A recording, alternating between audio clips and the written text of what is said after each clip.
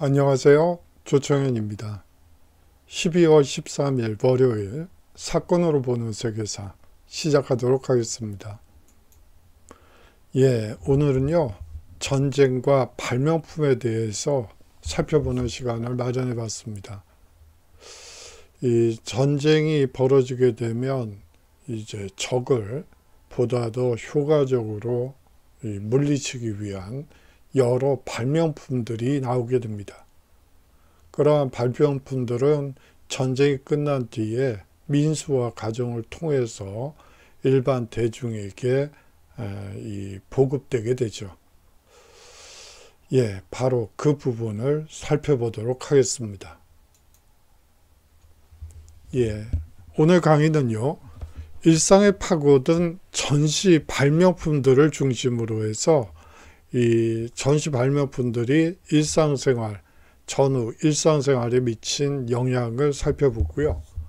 다음으로 이 전시 발명품의 효율성과 대량 생산에 대해서도 살펴보도록 하겠습니다.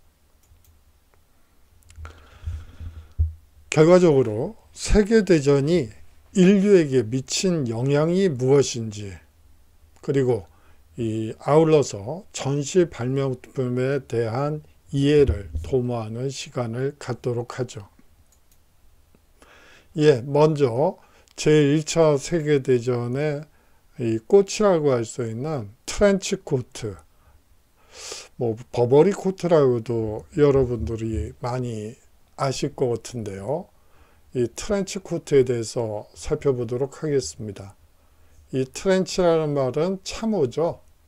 이 참호 속에서 입는 코트라고 해서 트렌치 코트라고 부르는 것입니다. 전쟁에 나가기 전에 이제 기차를 기다리고 있는 영국군 장교의 버버리 코트, 트렌치 코트를 입고 있는 영국군 장교의 모습입니다. 우리가 보통 버버리 코트라고 하는데요. 이 버버리사에서 이 코트를, 트렌치 코트를 만들었기 때문에 그렇게 불리는 것이죠. 이제 민수화가 이루어지게 되죠. 일반인들이 트렌치 코트를 입고 이제 다니게 됩니다. 물론 전후의 얘기가 되겠죠. 비틀즈가 이제 환호하는 대중들을 향해서 트렌치 코트를 입고 이 손을 흔들고 있는 모습이 있는 사진이 있어서 이 영국과 관련된 것이기 때문에 한번 가지고 와봤습니다. 광고도 나오고요. 이건 남녀 공용으로 사용이 입혀지는 옷이 바로 이 트렌치 코트라고 볼 수가 있겠죠.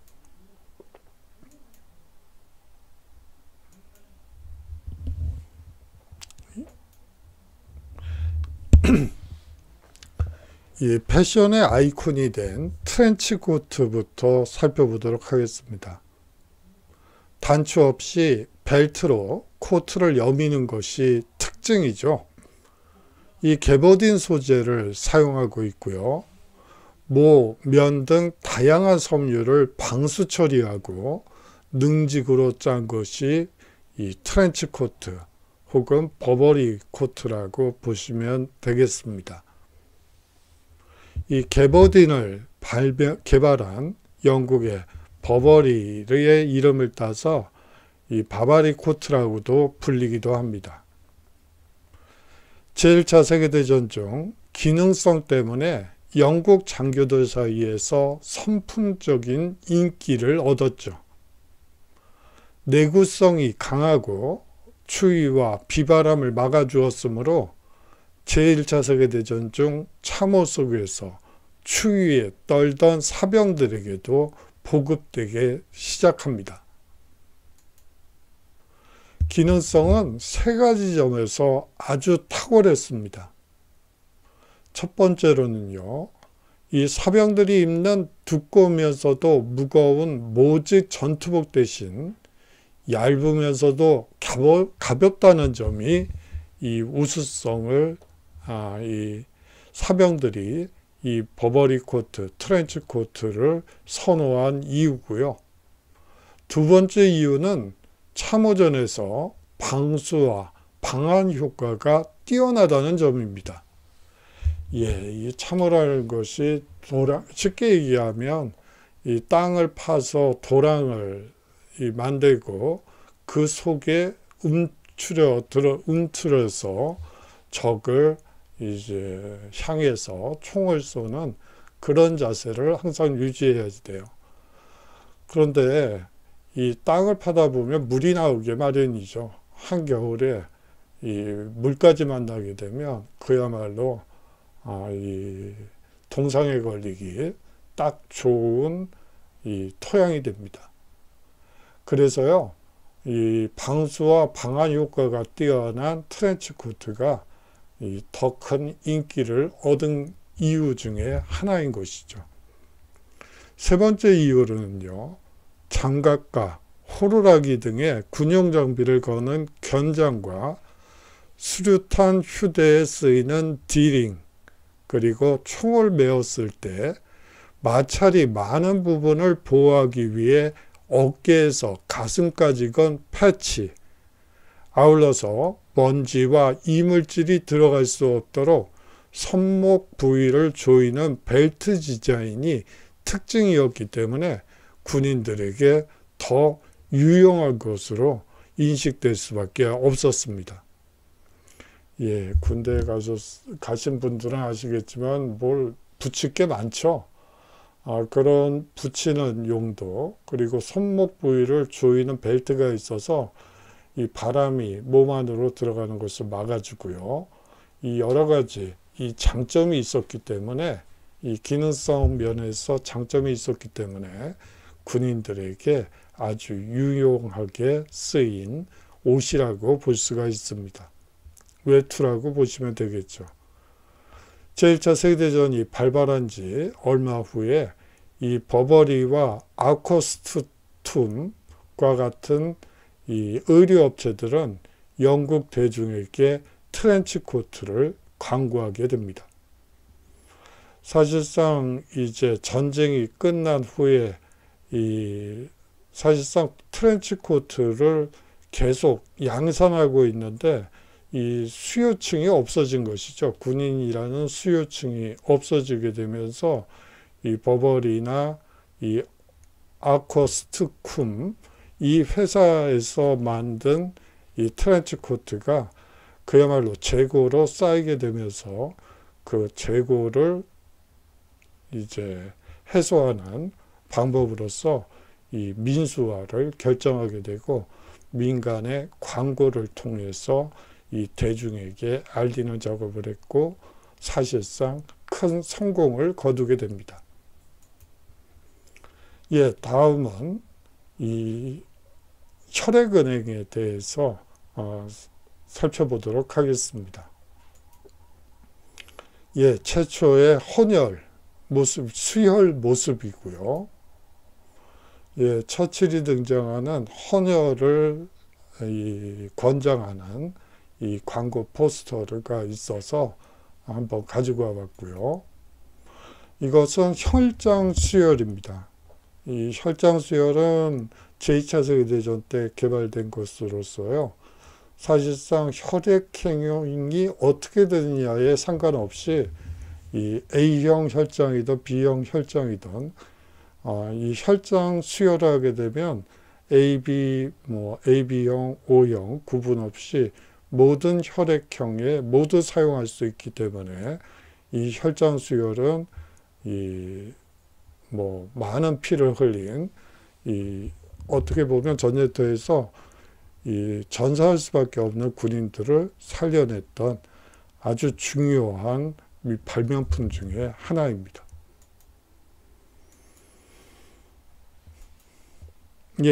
세계 헌혈의 날이 있더라고요. 6월 14일이라고 합니다. 이날은 한번 가서 반드시 헌혈을 해야지 되지 않을까, 그런 생각이 들어서 한번 가지고 와봤습니다. 사실 이 제1차 세계대전 이전에는요, 의사들이 수혈을 감히 할 수 없었습니다. 사실상 이 수혈을 한다 하더라도 그 당시에는 A형이다, B형이다, O형이다, AB형으로 혈액을 구분하는 방법이 없었기 때문에 그야말로 아무 피나 막 집어넣으면 사람들이 죽기 때문에 어떻게 감히 이 수혈을 할래야 할 방법이 없었던 것이죠. 그런데 이 제1차 세계대전이 벌어진 후에 A형과 B형, O형, AB형으로 혈액을 구분할 수 있는 방법이 이제 나오게 되고요. 아울러서 냉장 보관을 통해 유통기한을 연장할 수 있다는 사실을 알게 되면서 그야말로 수혈이 가능해지게 되었습니다. 피를 너무 많이 흘려서 죽어가는 전우들을 그냥 눈앞에서 보고만 있어야 됐던 현실에서 벗어나서 이제 수혈이라는 새로운 방법을 발견하게 된 것이죠. 미 육군 군의관 오스왈 로버트슨 대위가 이 영국군과 협의한 후 영국에 세계 최초의 이 혈액은행을 설립하게 됩니다.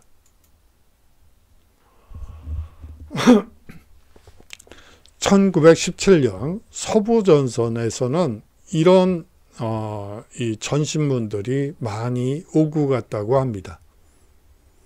인명피해를 최소화하는 방법은 부상병들에게 신속히 수혈을 하는 것이다. 이를 위해 가능한 한 최전선 인근에 혈액 공급을 원활히 할 교두보 확보를 요망한다. 이것이 1917년 서부전선에서 제일 많이 교신된 이 전통문의 일부입니다. 그만큼 이 수혈이 얼마나 중요한 것인가를 보여주는 대목이기도 하죠.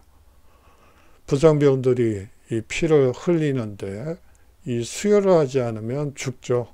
그렇기 때문에 무엇보다도 중요한 것이 이 혈액 공급을 원활히 할 수 있는 교두보 확보가 무엇보다 중요했던 것입니다.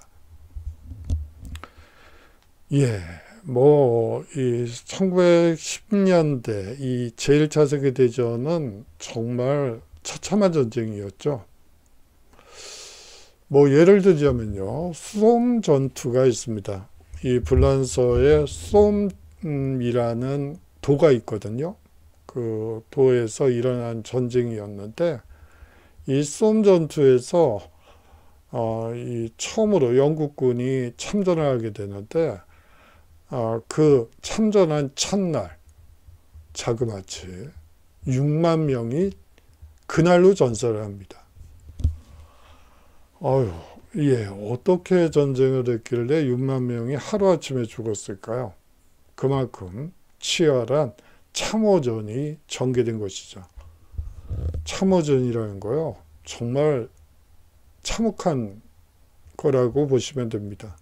사거리 내에 참호를 파고요. 사거리라는 것은 총이 이 정조준에서 적을 맞출 수 있는 거리입니다. 그런데 이 사거리 내에 참호를 파고 이제 웅크리고 앉아서 적을 향해서 총을 겨누고 있고요. 이 상대 그 참호를 향해서 포격이 계속해서 이루어지게 됩니다.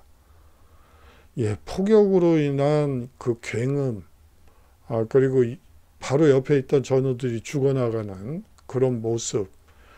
그런데 이제 포격이 멈춘 뒤에 상대 참호를 점령하기 위해서 그야말로 이 앞으로 나가는 이 육박전이 벌어지게 됩니다. 그야말로 그냥 거의 사선에 나가면, 전쟁터에 나가면 죽는다고 보시면 되는 거예요. 이 당시 제1차 세계대전이 벌어졌을 당시 이 프랑스의 경우 만 20세 연령대의 청년들은요, 이 대부분 군대에 차출되게 됩니다. 징집을 당하게 되죠. 군대에 나가서요, 절반이 전사를 합니다. 그러니까 프랑스 인구 20대 인구의 절반이 이미 전사를 하고요. 그 다음에 그 나머지 이 사람들 중에, 청년들 중에 거의 50%가 불구자가 됩니다. 요새는 불구자라는 표현을 쓰면 안 되죠.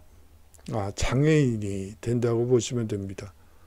뭐 전쟁터 속에서 화상을 입는다든지, 그야말로 총알이 몸속에 박힌다든지, 뭐 손이 잘린다든지, 발이 잘린다든지 하는 이 불구자 장애인들이 거의 50%가 장애인이 되고, 나머지 사람들은 이제 뭐 돌아왔다고는 하지만 그야말로 이 죽었다 살아난 사람들이기 때문에 쉘 쇼크라고 하나요? 전쟁 후 스트레스 장애라고 하던데요. 뭐 그런 질병으로 이 엄청난 고통을 겪게 되죠. 예, 그렇기 때문에 무엇보다도 최전선 인근의 혈액 공급을 원활히 할 수 있는 교두보 확보가 가장 중요하다고 볼 수가 있습니다. 혈액을 최대 28일 동안 얼음에 보관하고 응고를 방지하기 위해 시트르산 나트륨을 첨가하면서 혈액 은행이 가능해졌다고 볼 수가 있습니다. 제2차 세계대전 중 찰스 드루는 이 의료용 혈장 생산을 표준화하게 됩니다. 혈장은요, 이 전열과 달리 혈액관과 상관없이 누구에게나 수혈이 가능하기 때문에 전장에서 투여하기가 사실상 더 용이했습니다.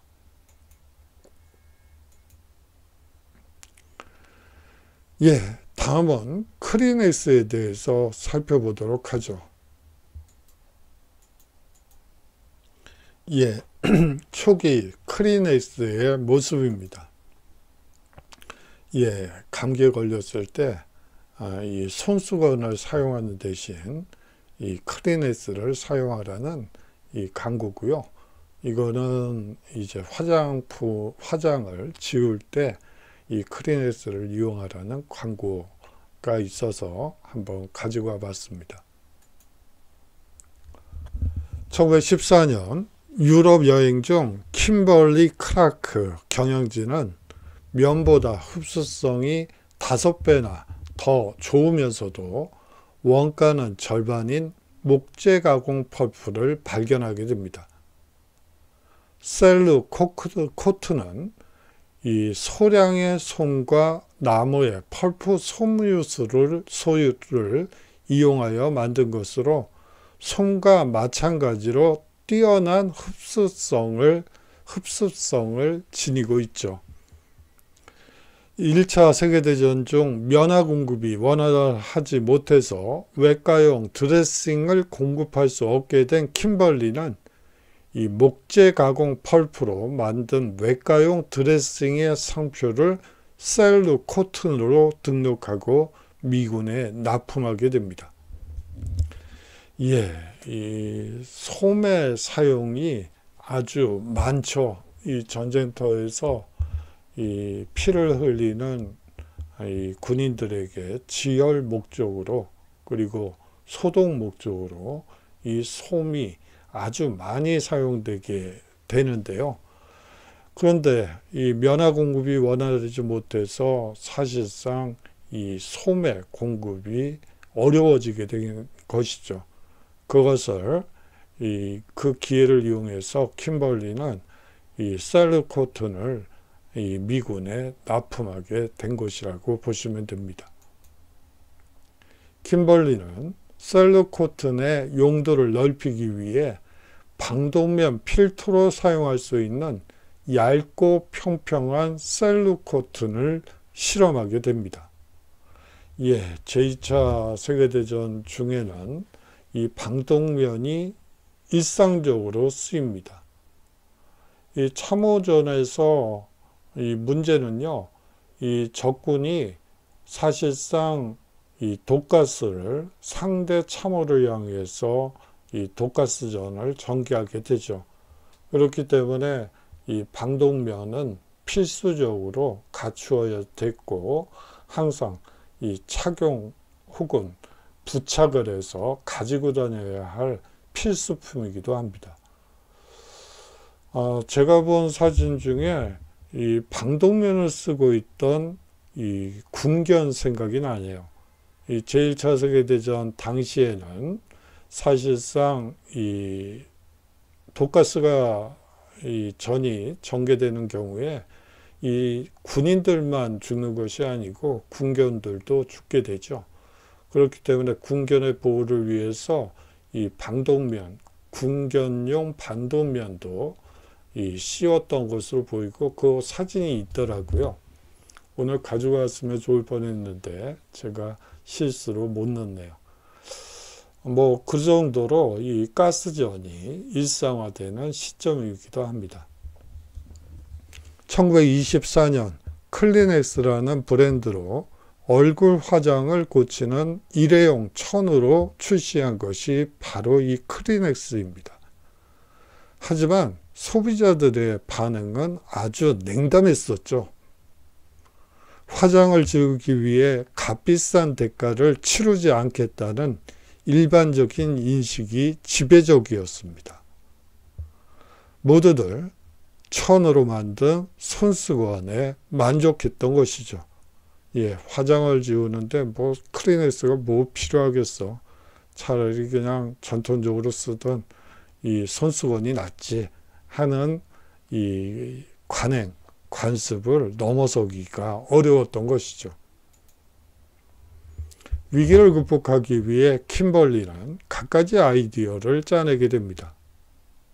인기 있는 영화 배우들을 기용해서 대대적인 광고전을 펼치기도 하고요. 이 품질을 개선하기 위한 노력도 병행하게 됩니다. 예를 들어서 이 시기에 잘 안 팔리던 이 일반화되기 이전에 이 보급을 하기 위해서 한 장씩 연속적으로 뽑아지도록 고안된 이 크리넥스 상자 티슈도 이때 개발되기도 합니다. 이 크리넥스라는 고유의 상표가 사용되기 시작한 것도 앞서 얘기한 바대로 바로 이 무렵입니다. 그런데요, 이 남편이 크리넥스를 활용해 코를 풀자 이 아내들이 불평한다는 소식이 전해지게 되죠. 개발팀은 획일적인 시각에서 벗어나서 티슈에 새 용도를 추가하기로 결정하게 됩니다. 킴벌리가 새로이 착안한 것은 감기를 활용한 선전이었죠. 감기 환자들이 손수건으로 코를 훔치고 다시 주머니에 넣는 광경을 목격한 개발팀은 크리넥스의 새로운 광고 문안을 작성하게 됩니다. 당신 주머니에 감기를 넣고 다니지 마세요. 킴벌리는 크리넥스 티슈를 손수건 대안으로 선전하기 시작합니다. 세균의 확산을 막는 가장 효과적인 방법이 크리넥스라고 주장하는 것이죠. 예, 필라테스에 대해서 살펴보도록 하죠. 영국에서 이 서커스 단원이자 권투 선수로 활동한 독일 보디빌더인 이 조셉 필라테스는 제1차 세계대전 발발 후 맨섬의 적국 국민 수용소에 구금당하게 됩니다. 예, 독일인이죠. 이 적성국가의 국민입니다. 그렇기 때문에 영국에서는 제1차 세계대전이 발발하자마자 이 독일인들을 이 맨섬에 이 수용소를 만들어서 이 감금하도록 했죠. 이 맨섬이라는 곳은 사실상 왕령지예요. 영국에 남아있는 왕령지가 이 국왕이 소유한, 국왕이 직접 통치할 수 있는 곳이 두 섬이 있는데요. 그 중에 하나가 이 맨섬입니다. 거기에 적국 국민 수용소를 설치하고 그곳에 독일인들을 모두 구금하게 되는 것이죠. 수용소에서 3년 동안 필라테스는 정확한 스트레칭 요법과 신체 동작을 통한 근육 강화 훈련법을 개발하게 됩니다. 그것을 컨트롤러지라고 부르죠. 조절하기라고도 하는데요. 제1차 세계대전 때 수용자들과 함께 매일 운동을 했고 필라테스 운동을 했던 사람들은 세계대전 당시 유행했던 스페인 독감에 걸리지 않자 병사들 사이에 더욱더 유명해지기도 한 것이 바로 필라테스 운동이라고 보시면 됩니다. 이 수용소에 감금되었던 독일인들과 함께 이 필라테스 운동을 열심히 했더니 이 스페인 독감이 돌았지만 한 명도 걸리지 않았다는 거예요. 그렇게 되면서 영국 군인들도 이 필라테스 운동에 관심을 갖게 되고 결과적으로 병사들 사이에 더욱더 유명해지기도 하게 되는 것이죠.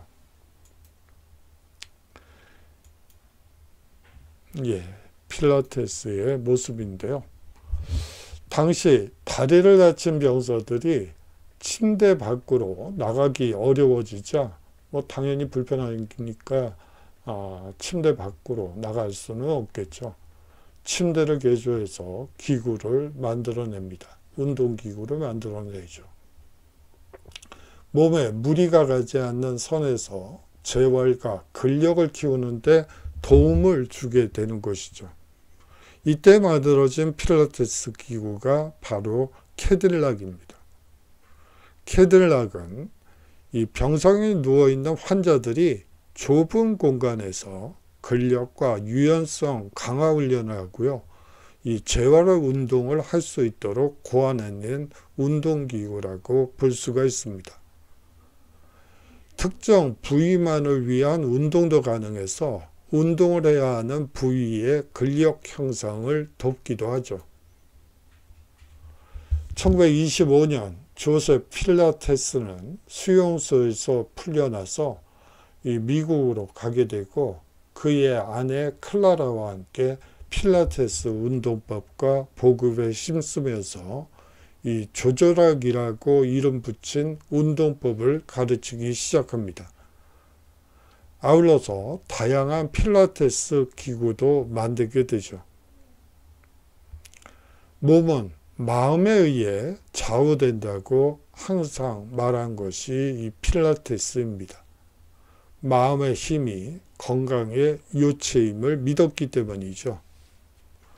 수십 년간 필라테스의 연구와 훈련을 통해 이 몸은 마음에 의해 좌우된다는 그 점을 증명했다고 얘기를 하고 있습니다. 다음은 스테인레스 스틸입니다. 스테인레스 강에 대해서 살펴보도록 하죠. 이 스테인레스 강을 만들었던 셰필드의 모습입니다. 이게 스테인레스 강으로 만든 것이고요. 이것은 철로 만든 이 너트입니다.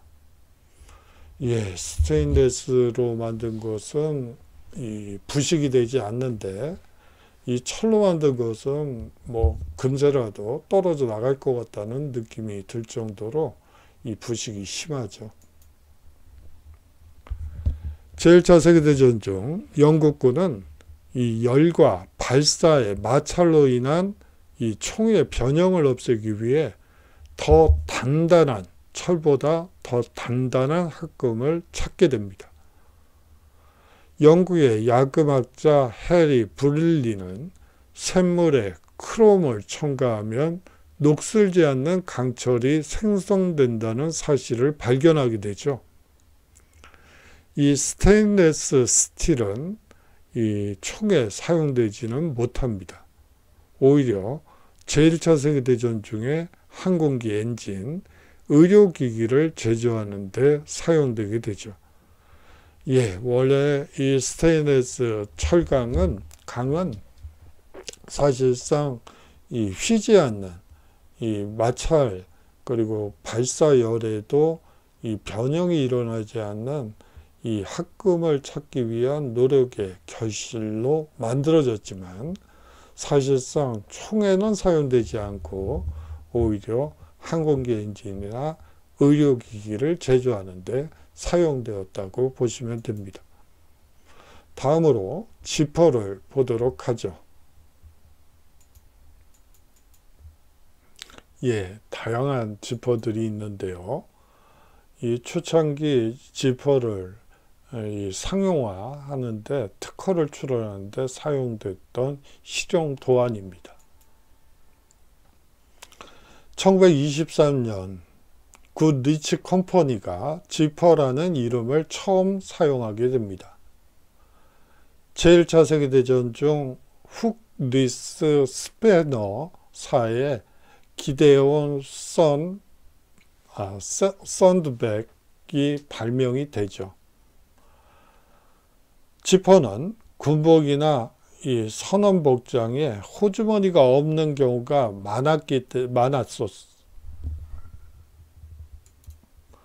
많았습니다.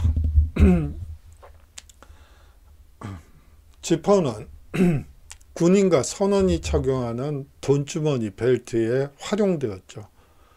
예, 원래 군복이나 선원 복장에는 이 호보주머니가 전혀 없었다고 해요. 그러다 보니까 소지품을 어디다 집어넣으려고 해도 어떻게 넣을 방법이 없는 것이죠. 그러다 보니까 이 돈주머니 벨트에 이 지퍼가 활용되기도 합니다. 지퍼는요, 이 전투기 조종사의 비행복에 사용하기 시작하며 이 1920년대에 인기를 얻게 됩니다. 예, 시계에 대해서 한번 살펴보죠. 예, 회중시계라고 하는 거죠. 이거는 사실상 남성들의 전유품이라고 보시면 됩니다. 여러분들이 한 18세기, 19세기를 다룬 이 영화들을 보시면요. 이 대부분 남자들이 이 회중시계를 손바닥에 놓고 보는 모습을 마치 나침반처럼 보고 있다는 느낌이 들 정도로 이 자주 보실 수 있는 이 모습이기도 하죠. 예, 용도가 이 떨어지지 않게끔 이쪽에다 묶고요. 단추에다가 회중줄을 묶고 이제 주머니에다 놔둔 다음에 이 주머니에서 빼서 시간을 열고 회중시계를 열고 시간을 이런 식으로 확인하는 모습입니다. 이 손목시계는요, 사실은 여성들의 전유품이었죠. 이 여성들은 이 손목시계를 차고 이 시계를 19세기부터 보았다고 보시면 됩니다.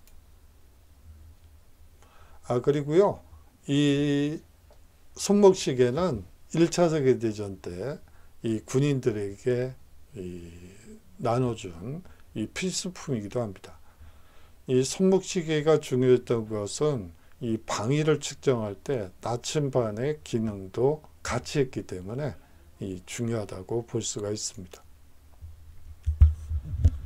제1차 세계대전 이전에 손목시계는 여성만이 패션 액세서리로 착용하고 있었죠. 이 대부분의 남성들은 사슬에 달린 이 회중시계를 사용했지만 참호전에서만큼은 비실용적인 것으로 판명되었습니다. 한 손에는 지휘봉을, 다른 손에는 호루라기를 들고 있는 장교의 경우 전투가 한창일 때 회중시계보다 손목시계를 착용하는 것이 훨씬 더 이 시간을 측정하는 데 더 용이했죠. 손목시계는 항상 양손으로 조종간을 잡아야 하는 비행사에게도 필요하다는 것이 입증되었습니다. 전쟁에서 그 유용성이 입증된 손목시계는 남성용 패션 액세서리로 활용되게 됩니다. 드론에 대해서 한번 살펴보도록 하죠. 초창기 드론의 모습입니다. 이거는 지금 드론의 모습이고요.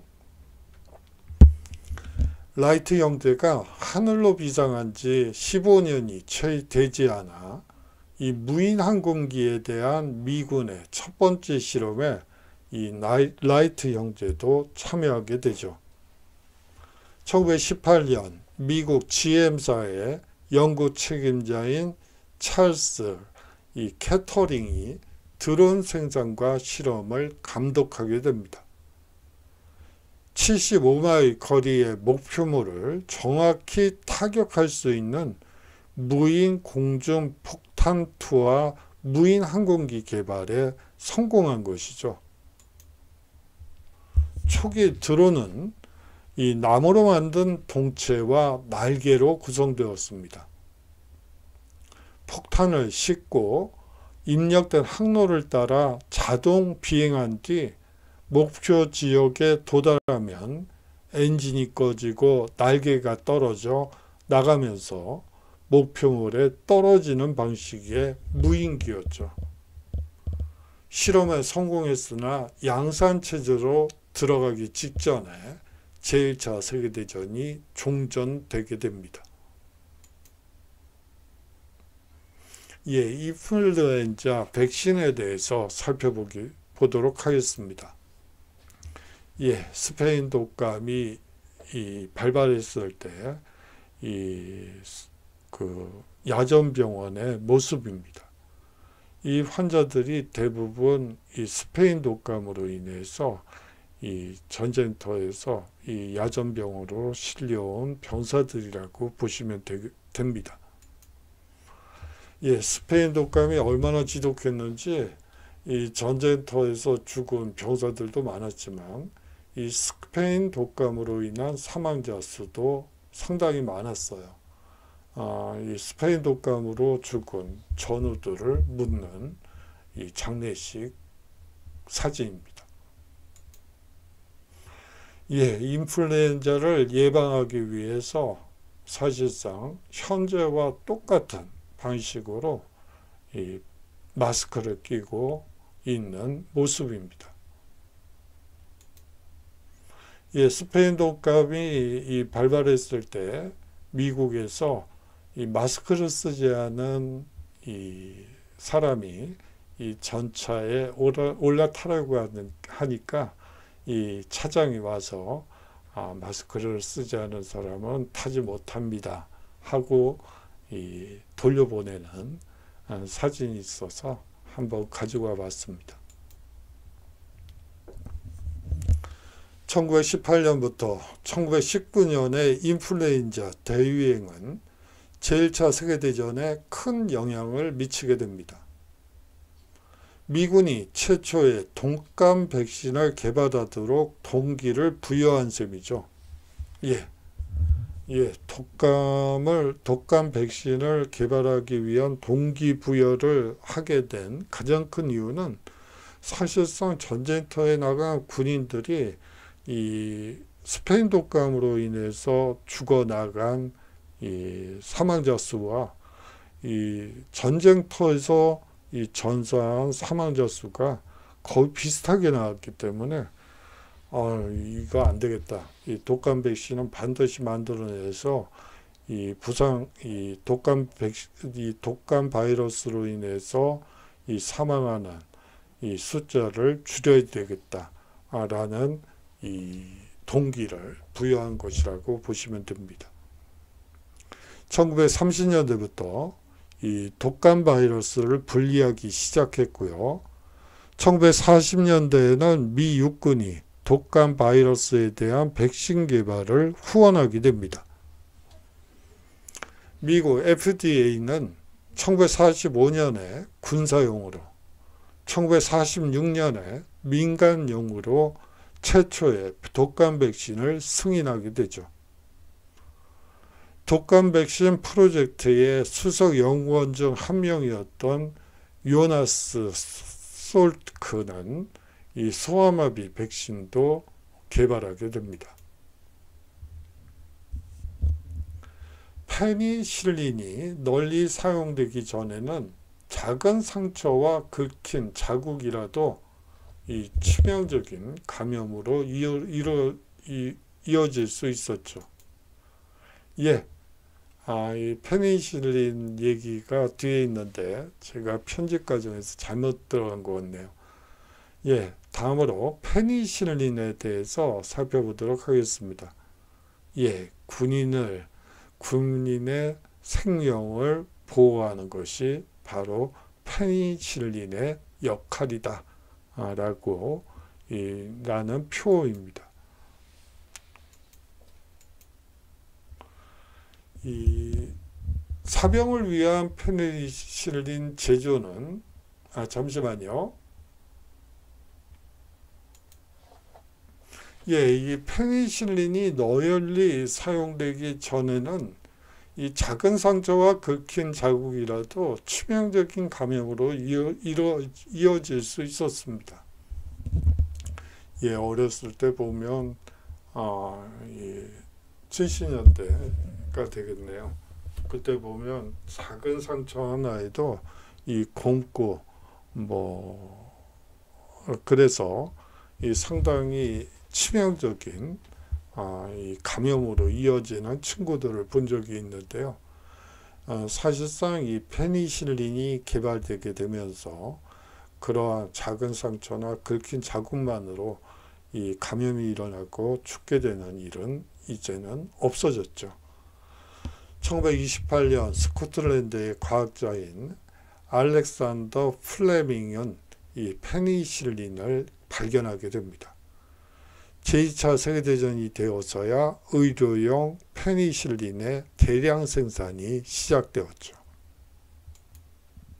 사병을 위한 페니실린 제조는요, 미 전쟁부의 제1순위 사업 중에 하나였습니다. 포스터에서 죽음과의 전쟁이라고 선전했고요. 군의관들은 페니실린이 통증을 줄이고 생존 가능성을 높이며 간호사와 의사가 전장에서 병사들을 더 쉽게 돌볼 수 있다는 사실을 보고하게 되죠. 미국은 D-Day, 노르망디 상륙작전을 준비하기 위해 230만 도스의 페니실린을 생산하게 됩니다. 상륙작전의 가장 중요한 보급품은 바로 페니실린이라고 판단했던 것이고요. 또 하나 중요한 보급품 중에 하나가 바로 이 헌혈입니다. 수혈이라고 볼 수가 있죠. 이 피를 제때 보급하기 위해서 많은 노력을 기울이게 됩니다. 전후 민간인들도 생명을 구하는 마법의 치료제에 접근 가능해지게 되죠. 예, 오늘의 핵심을 보도록 하겠습니다. 전쟁과 발병품에 대해 살펴보았습니다. 우리 일상생활에 깊숙이 파고든 몰품이 대부분임을 알 수 있겠죠. 전쟁은 인류를 비참하게 만들면서도 나름 유익한 물건도 만들어냅니다. 사실 이 밖에도 현대 생활에 영향을 미친 유용한 발명품이 더 많이 있습니다. 지금은 제1차 세계대전이 인류에게 이 발명품들이 인류에게 미친 영향에 대해서 수업을 했는데요. 사실은 제2차 세계대전에서 만들어진 이 것들도 지금 인류에게 나름의 유익한 의미를 가지고 있는 발명품들이 많죠. 아마 다음 학기 정도에 한번 또 정리를 해서 후배들에게 가르쳐 드리도록 하겠습니다. 예, 이제 중강이네요. 여러분들 한 단계 한 단계 이제 더 성숙하는 이 모습을 보여주셔서 감사하고요. 또 여러분들이 생각하시는 이 꿈이 하나하나 이루어지는 새해가 됐으면 하는 바람이 있습니다. 예, 많이 아쉽네요. 뭐, 한 번쯤 만나서 수업을 하고 또 눈을 맞춰가면서 여러분들이 제 수업을 너무 어렵게 생각하시면 눈을 보면 알죠. 그래서 눈 높이에 맞춰서 수업을 했었을 텐데 이게 비대면 수업이다 보니까 그냥 제가 일방적으로 여러분들께 그냥 일반적으로 외치는 수업이 돼서 이 미안하다는 말씀을 드립니다. 예, 한 학기 동안 수고 많으셨고요. 좋은 꿈, 여러분들에게 품고 있는 좋은 꿈, 새해에 반드시 이루어지는 한 해가 됐으면 합니다. 안녕히 계십시오.